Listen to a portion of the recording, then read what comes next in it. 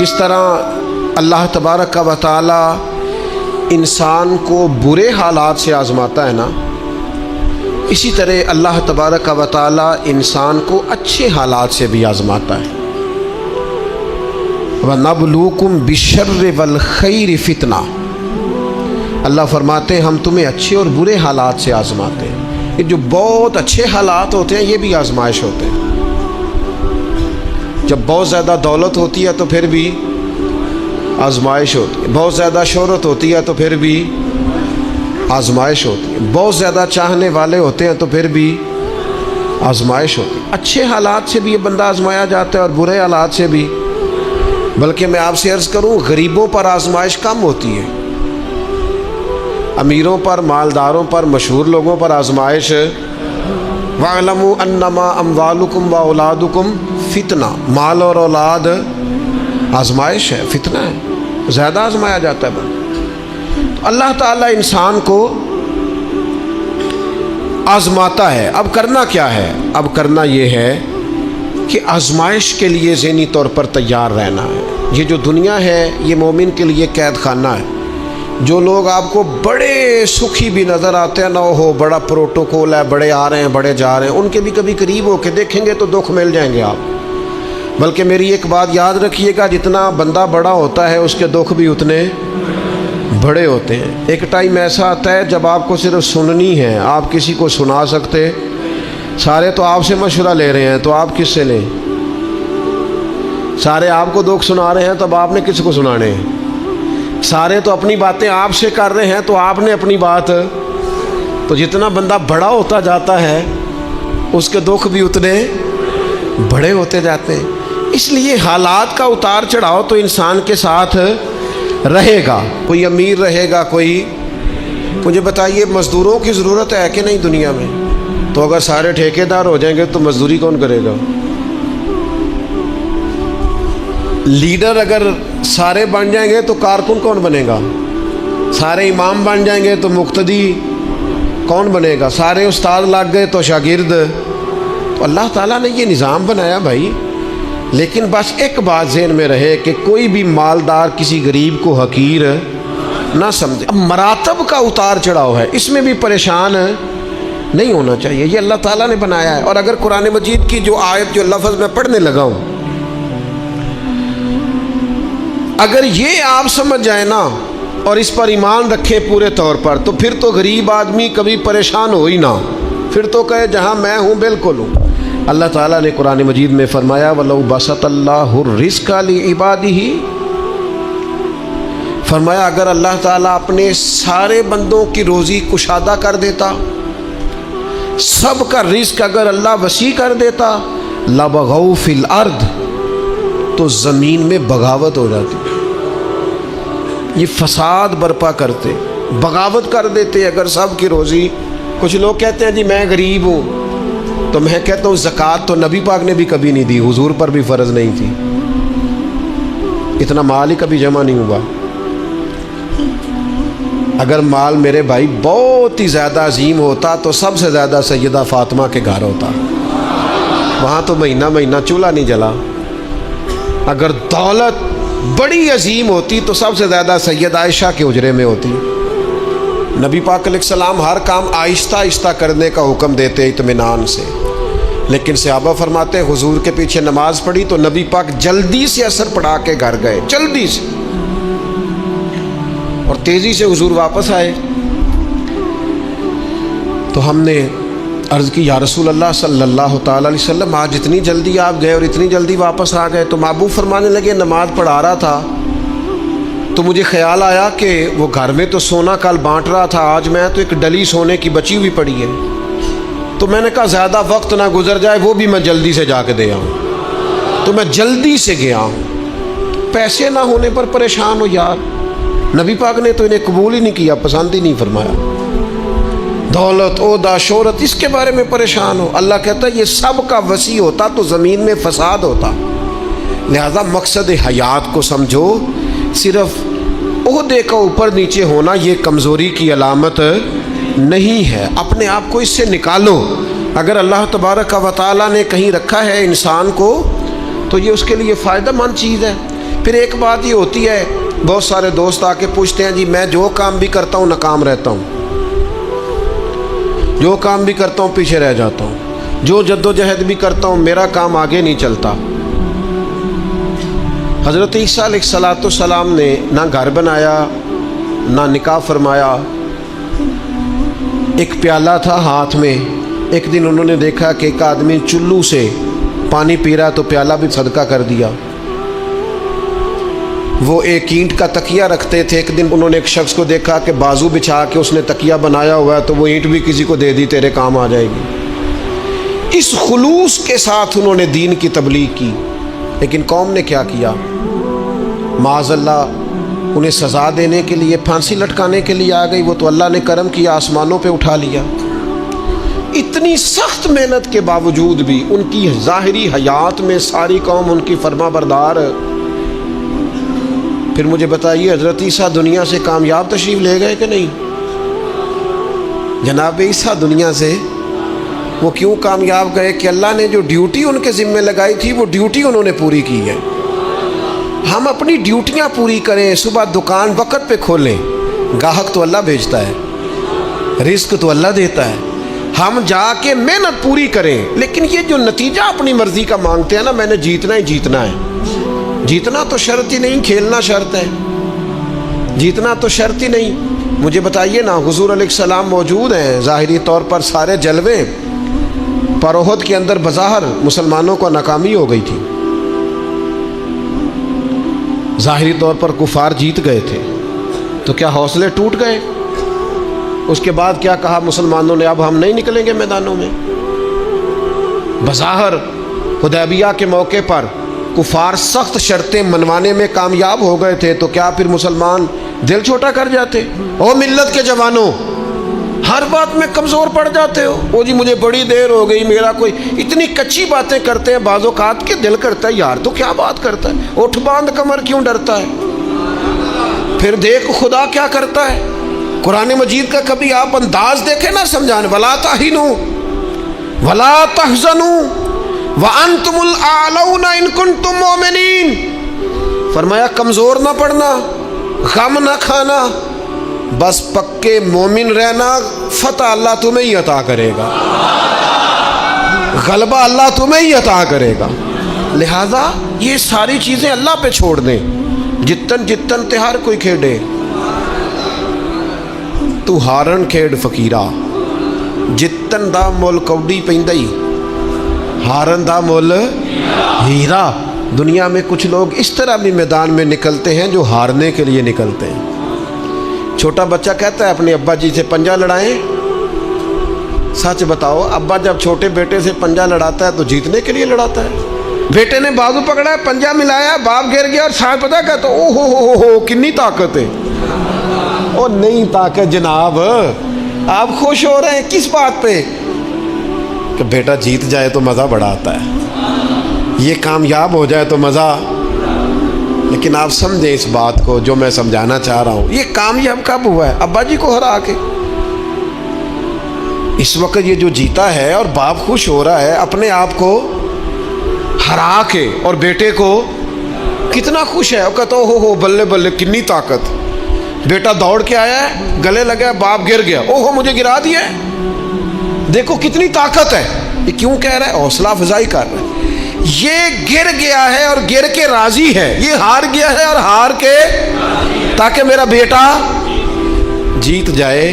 اور یار اگر تو پیچھے رہ گیا ہے تو تھوڑا راضی ہو جا، باقی مسلمان جو آگے نکل گئے تھوڑی دیر کے لیے تو کہہ نا یار میں پچھلی صف میں ہی صحیح، پر دیکھ تو صحیح میں کتنوں کا پہرے دار ہوں۔ نبی پاک علیہ السلام نے فرمایا 2 آنکھیں دوزخ میں نہیں جائیں گی، ایک وہ جو اللہ کے خوف سے روئی، اور ایک وہ جس نے اسلامی سرحد پر پہرا دیتے ہوئے جاگ کر رات گزار دی۔ اس سپاہی کو کوئی نہیں جانتا جو بارڈر پہ کھڑا ہے، لیکن وہ جاگ رہا ہے نا، آنکھ کھلی ہوئی ہے نا، تیرے لیے جاگ رہا ہے، میرے لیے جاگ رہا ہے۔ وہ چاروں کونوں پہ بارڈروں پہ جو سپاہی کھڑے ہیں وہ تیرے میرے لیے کھڑے ہیں، ان کی آنکھیں جاگتی ہیں تو باقی سارے سوتے ہیں۔ وہ رات جاگ کے پیچھے رہ کے وہ عام لوگ ہوتے ہیں، ان کے عہدے بھی کوئی نہیں ہوتے زیادہ، لیکن وہ پیچھے رہ کے بہت ساروں کے محافظ ہوتے ہیں۔ تو بھائی کچھ نے پیچھے بھی تو رہنا ہوتا ہے نا، سب نے لیڈر نہیں بننا، کچھ نے کارکن بھی بننا ہوتا ہے۔ حضور جب سفر پہ جاتے تھے تو ایک دو صحابہ کو کہتے تھے تم نے سب سے پیچھے چلنا ہے۔ کیوں؟ فرمایا کوئی بچہ پیچھے رہ گیا، کوئی جانور پیچھے رہ گیا، کوئی سامان پیچھے گر گیا تو ذرا اٹھاتے آنا۔ تو وہ ہیں سب سے پیچھے، پر کر پھر بھی کوئی ڈیوٹی رہے ہیں۔ چلو ہم کچھ بندے پیچھے نہ رہ جائیں، جتن جتن ہر کوئی کھیڈے، تو ہارن کھیڈ فقیرہ، جتن دا مل کوڈی پیندائی، ہارن دا مل ہیرا۔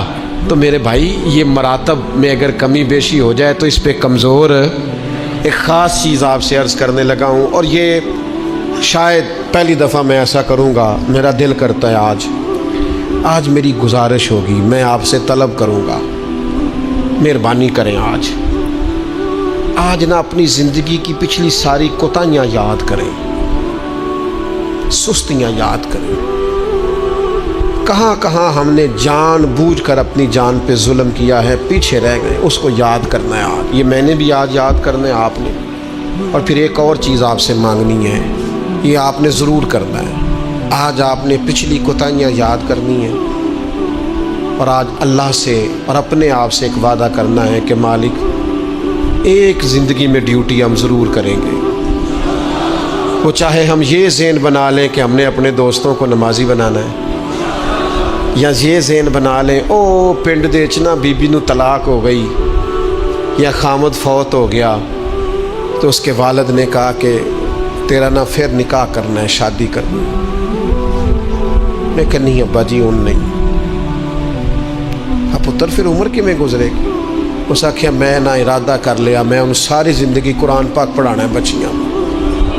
اس طرح کی میں نے درجنوں بیویاں دیکھی ہیں دیہاتوں میں، ساری زندگی اب میں قرآن۔ کوئی انہوں نے مقصد تو بنایا۔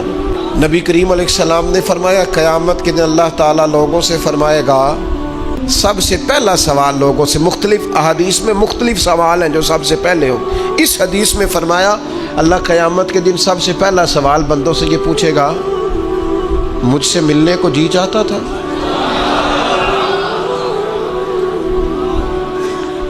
میرے تے لنگ کئی مہینے تے برس گئے تے تیری دید نو دیدے ترس گئے، مجھ سے ملنے کو جی چاہتا تھا؟ میں آپ کو بات عرض کروں، مزہ نہیں آ جائے گا رب رسول کو دکھڑے سنانے کا؟ لطف نہیں آ جائے گا ان کی بارگاہ میں بیٹھ کے حال دل عرض کرنے کا؟ کیا منظر ہوگا، کیا رنگ ہوگا، کیا انداز ہوگا؟ خدا خود میر مجلس بود۔ کریم فرماتے رب بندوں سے فرمائے گا مجھ سے ملنے کو جی چاہتا تھا؟ عرض کریں گے مالک بڑا ہی چاہتا تھا۔ اب وہ کریم ہے نا، دریائے رحمت جوش پہ ہے، تو حضور فرماتے ہیں دوسرا سوال رب فرمائے گا یہ تمہارا مجھ سے ملنے کو کیوں جی چاہتا تھا؟ یہ کیوں جی چاہتا تھا بھلا مجھ سے ملنے کو؟ یہ انداز دیکھیے۔ تو حضور فرماتے ہیں بندے عرض کریں کہ مالک اس لیے جی چاہتا تھا کہ تو بڑا ہی کریم ہے، بڑا مہربان ہے، بڑا ستار ہے، تو بڑا غفار ہے، تو بڑا معاف کرنے والا ہے، تو بڑا عطا کرنے والا، تو اپنے بندوں سے بڑا پیار کرنے والا ہے، تو ودود ہے، تو رؤوف ہے، تو رحمان ہے، جی چاہتا تھا تجھ سے ملے۔ تو رب فرماتا ہے اس لیے جی چاہتا تھا کہ میں مہربان بڑا ہوں؟ ہاں۔ تو کریم فرمائے گا جاؤ پھر فرشتوں گواہ ہو جاؤ، میں نے ان سب کے لیے جنت کا فیصلہ فرما دیا۔ اللہ فرماتے تم کیا سمجھتے ہو تمہیں بیکار پیدا کیا ہے؟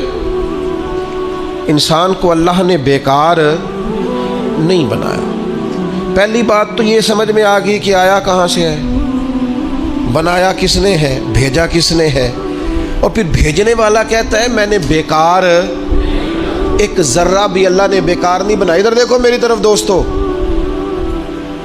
اس آدمی کو آپ سمجھتے ہیں نا بالکل مجذوب ہے، بالکل اس کی زبان سے رطوبت نکلتی ہے اور آنکھوں سے پانی نکلتا ہے اور ہاتھ پکڑ کر سڑک پار کرانا پڑتی ہے، اور جس کو تم سمجھتے ہو نا کہ اس کو تو گھر کا ایڈریس بھی نہیں آتا، اس کی پشت پر اس کا پتہ لکھا ہے، جسے تم خیال کرتے ہو نا یہ بالکل ضعیف ہے، کمزور ہے، اٹھ نہیں سکتا، چل نہیں سکتا، قرآن مجید کی آیت کہتی ہے کہ بندہ بیکار وہ بھی نہیں ہے،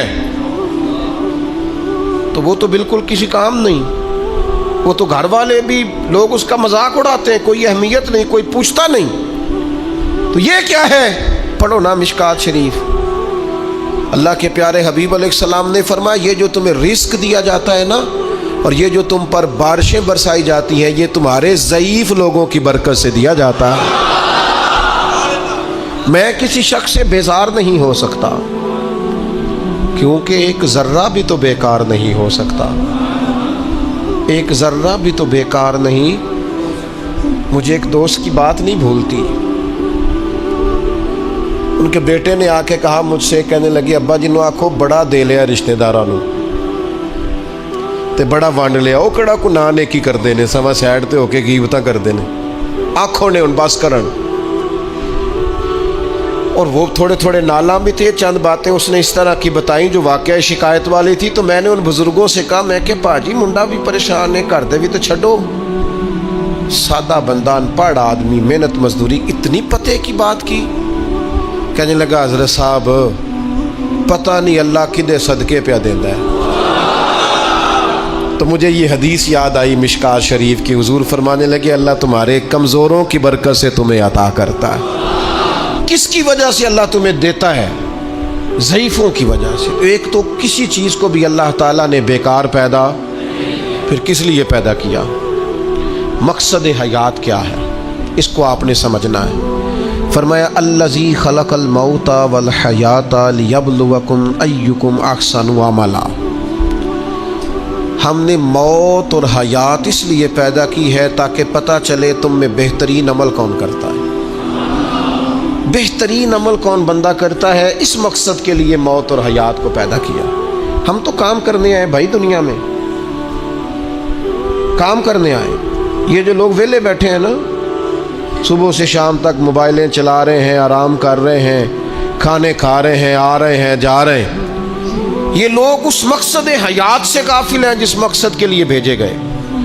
قرآن مجید کہتا ہے تمہیں اچھے اعمال کے لیے دنیا میں بھیجا ہے، اس مقصد کو تم سمجھو۔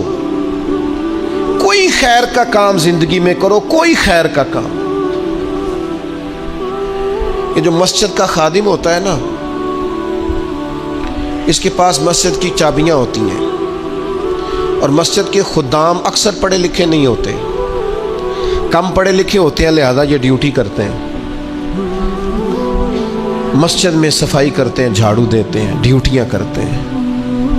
لیکن میں آپ سے عرض کروں، بن سنور کے امام صاحب آئے، جناب پگڑی باندھی ہے، جبہ پہنا ہے، آ کے وہ سج گئے، سنور گئے، آ کے یوں بیٹھ گئے وہ، لیکن ان امام صاحب کو ان کی بھی بڑی شان ہے، جو نمازی مسجد میں سجدہ کریں گے ان کی بھی بڑی شان ہے، لیکن اس بندے کا مرتبہ آپ سمجھتے ہیں جو سب سے پہلے آیا ہے، جس نے آ کے جھاڑو دیا ہے؟ کہہ لوں میں ایک جملہ، کہہ لوں میں ایک جملہ، ایک بات کہہ لوں وہ والی کہ نبی کریم علیہ السلام نے کنجیاں ساری سیدنا بلال کو دے دی تھی، ڈیوٹی حضرت بلال حبشی کو دے دی۔ میں کہہ لوں یہ اسی رستے پہ ہیں جس رستے پہ سیدنا بلال حبشی تھے، پھر مجھے کہہ لینے دو یہ لفظ، مفتی بن کر، پیر بن کر، مولوی بن کر، مقرر بن کر، صدر بن کر، فلاں بن کے بیٹھے رہو، تمہیں مبارک ہو، تمہاری بڑی شان ہے، پر یہ عظمت صرف سیدنا بلال کی ہے کہ نبی کریم نے فرمایا بلال میں نے معراج کی رات جنت میں بھی تیرے چلنے کی آواز سنی، یہ شان صرف۔ پھر مجھے کہہ لینے دو کمر اچھا ہے فلک پہ نہ ہلال اچھا ہے، تیری نظر گر بینا ہو تو دونوں سے بلال اچھا ہے۔ آپ سمجھیں اس بات کو، کوئی مقصد تو ہے نا میرے بھائی۔ صحیح بخاری میں موجود ہے حضرت بلال مقصد بنا لیا تھا حضور کے دروازے کی نوکری کرنا۔ میں آپ سے عرض کروں اگر کوئی مقصد نہیں نہ بناؤ گے تو زندگی بے چین بے قرار گزرے گی۔ با مقصد لوگوں کی زندگی صحیح گزرتی ہے، با مقصد۔ کوئی ایک نوجوانوں سے بالخصوص کہوں گا یہ کوئی مقصد نہیں ہے، لوگ راضی کرنا، سٹیٹس لگانا، ویوز چیک کرنا، لائکس، کوئی مقصد نہیں، یہ بالکل بیکار کام ہے۔ آپ باصلاحیت ہیں۔ کچھ نوجوانوں کو میں دیکھتا ہوں، مجھے ایسے لگتا ہے یہ نوجوان ایسے ملک اور ملت کو چلا سکتا ہے کہ کوئی مقصد نہیں ملا، کوئی کام نہیں ہے کرنے، کوئی ڈیوٹی نہیں اپنے ذمے لی، آنا ہے، جانا ہے، بیٹھنا ہے، خوش گپیاں ہیں، تبصرے ہیں، یہ کوئی کام نہیں۔ آپ کا کوئی مقصد حیات ہو، آپ کوئی ڈیوٹی کریں، کوئی کام کریں، کوئی خدمت ہو جو آپ کریں، آپ محسوس کریں گے کہ کچھ برکت ہو گئی ہے۔ لیکن اگر محمل وقت گزارو گے، بیکار ہو جاؤ گے، زنگ لگ جاتا ہے صلاحیتوں کو۔ میں خود کئی دفعہ اپنے آپ پہ غصہ کرتا ہوں کہ یار یہ 20 منٹ ایسے ہی وقت ضائع ہو گیا۔ اور پھر ایک اور بات بھی، اس میں عمر کا بھی کوئی لینا دینا نہیں۔ امام رازی نے لکھا ہے ایک صحابی کے بارے میں، حضور نے فرمایا کہ تیرا تھوڑا وقت رہ گیا دنیا سے جانے کا۔ ظاہر ہے بوڑھے آدمی تھے، یا رسول اللہ پھر مجھے بتائیں کیا کروں؟ تو فرمایا ادھر سے صحیفے اٹھا کے لا، تجھے قرآن پڑھانا شروع کروں، پڑھتا پڑھاتا دنیا سے چلا جا۔ انہوں نے نہیں کہا یہ عمر نہیں، آپ کے پاس مہینہ ہے، سال ہے، 20 سال ہے، جتنا بھی ٹائم ہے، آج سے کوئی کام شروع کر دیں، کوئی ڈیوٹی کریں۔ آپ یقین کریں کوئی کام اگر ہم اپنے ذمے لے لیں گے تو ہمارے لیے جینا آسان ہو جائے گا، ہمارے لیے جینا آسان ہو جائے گا۔ ڈیوٹی لے لیں کوئی، اس کو کریں۔ اب ہوگا کیا جب آپ اس مقصد کے لیے نکلیں گے نا، تو پھر مشکلات بھی آئیں گی، پھر حالات ہمیشہ ایک جیسے نہیں رہتے، تو اللہ آزمائے گا بھی اس رستے میں۔ وَلَنَبْلُوَنَّكُمْ بِشَيْءٍ مِّنَ الْخَوْفِ وَالْجُوعِ وَنَقْصٍ مِّنَ الْأَمْوَالِ وَالْأَنفُسِ وَالثَّمَرَاتِ وَبَشِّرِ الصَّابِرِينَ۔ پھر انسان کو آزمایا بھی جائے گا، اب مشکلات بھی آئیں گی۔ تو یہ مشکلات زندگی کا حسن ہے۔ آپ جب کسی مقصد کے تحت میدان میں نکلیں گے، پھر آپ کو باتیں بھی سننی پڑیں گی۔ آپ بالکل صحیح جا رہے ہیں، لوگ تانے بھی دیں گے، لوگ کہیں گے بھی، تو بھائی اس کا مزہ آئے گا۔ اب ذہن بنا لیں کہ بھئی مشکلات آئیں گی، اتار چڑھاؤ آئے گا، تو یہ تقاضا ہوگا جب آپ پہلے سے ذہنی طور پہ تیار ہوں گے، پھر کوئی بھی مشکل بندے کو پریشان نہیں کرے گی۔ آج نہ ایک وعدہ کریے، ان بے مقصد نہیں جینا، کوئی مقصد بنانا ہے، کوئی پروگرام، کوئی تھبکی۔ ہمارے ایک بزرگ تھے، وہ فرمایا کرتے تھے میں نے زندگی میں مقصد بنایا، میں نے مایوس لوگوں کے حوصلے بڑھانے، دکھیوں کو کہنا ہے کچھ بھی نہیں ہونے لگا، کرم ہو جائے گا۔ کچھ ارادے نہ کر لیں، کچھ پروگرام نہ بنا لیں، کچھ خیال نہ کر لیں، آج سے کوئی مقصد حیات بنائیں، اس پہ ڈٹ جائیں۔ اور مقصد کون سے بنانے ہیں؟ جن کا قرآن پاک ٹھیک نہیں، آج نیت کریں انشاءاللہ ٹھیک کرنا، جن کو آتا ہے آگے پڑھانا ہے انشاءاللہ۔ جن لوگوں کو اللہ تبارک و تعالیٰ نے رزق دیا ہے وہ غریبوں کی مدد کریں گے انشاءاللہ۔ جو محنت نہیں کرتے، والدین پریشان ہیں، وہ آج ارادہ کریں مالک ہم ارادہ کرتے ہیں تو مدد کر، ہم محنت کریں گے انشاءاللہ۔ جن کے رزق میں کہیں کوئی ملاوٹ ہے، وہ سمجھتے ہیں کہ یار یہ میں پوری دیانتداری سے نہیں لے رہا، وہ آج ارادہ کریں کہ اللہ میں ملاوٹ دور کروں گا، وہ ہم سے نہیں اپنے آپ سے، اللہ سے، اور میں بالکل جائز لیا کروں گا۔ آج سے پکے ارادے، پکی نیتیں اور مضبوط پروگرام۔ جنہوں نے جان بوجھ کے نمازیں، عبادتیں ترک کی ہیں، وہ آج ارادے کریں کہ بس بھائی آج کے بعد انشاءاللہ۔ آپ ارادہ تو کریں، آپ پروگرام تو بنائیں، وہ تو کریم ہی بڑا ہے۔ صحیح مسلم میں حدیث ہے، حضور فرماتے ہیں جو بندہ اللہ کی طرف ایک بالشت آتا ہے نہ ایک گٹ، اللہ اس کی طرف پورا ہاتھ آتا ہے۔ اور فرمایا جو مالک کی طرف چل کے جاتا ہے، اللہ کی رحمت اس کی طرف دوڑ کے جاتی ہے۔ آپ ارادہ تو کریں، دیکھیں تو صحیح، میری طلب بھی تو تیرے کرم کا صدقہ ہے۔ یہ پاؤں اٹھتے نہیں بلکہ یہ اٹھائے گا۔